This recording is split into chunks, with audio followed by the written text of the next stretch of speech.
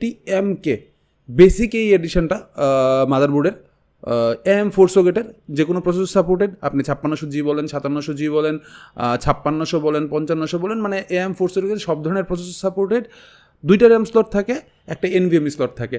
তবে এই মাদারবোর্ডে কিছু ঝামেলা থাকে, আমি একটু শেয়ার করে দিচ্ছি আপনাদেরকে। প্রথম কথা হচ্ছে এই মাদারবোর্ডটার আনঅফিসিয়াল অনেক ইম্পোর্টার থাকে, তবে চেষ্টা করবেন আপনারা অফিসিয়াল প্রোডাক্টটা নিতে। যেমন আমি সিলেক্ট করেছি অফিসিয়াল প্রোডাক্টটা, যেখানে আপনি দেখতে পাচ্ছেন যে স্মার্টের একটা স্টিকার দেওয়া আছে।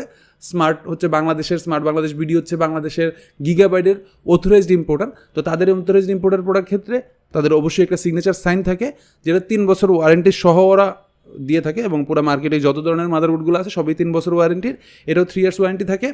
আর হচ্ছে এখানে সিল্ড করা আছে, এই যে ব্যাপারটা একটু টেক কেয়ার করবেন। সিল্ড করাটা যেটা আছে এটা গিগাবাইটের অরিজিনাল স্টিকার দিয়ে পুরোপুরি সিল্ড করা আছে। 3 বছর ওয়ারেন্টি সহ এই মাদারবোর্ডটার আজকের বিভিন্ন অনলাইন প্রাইস আছে, ওয়েবসাইটে বিভিন্ন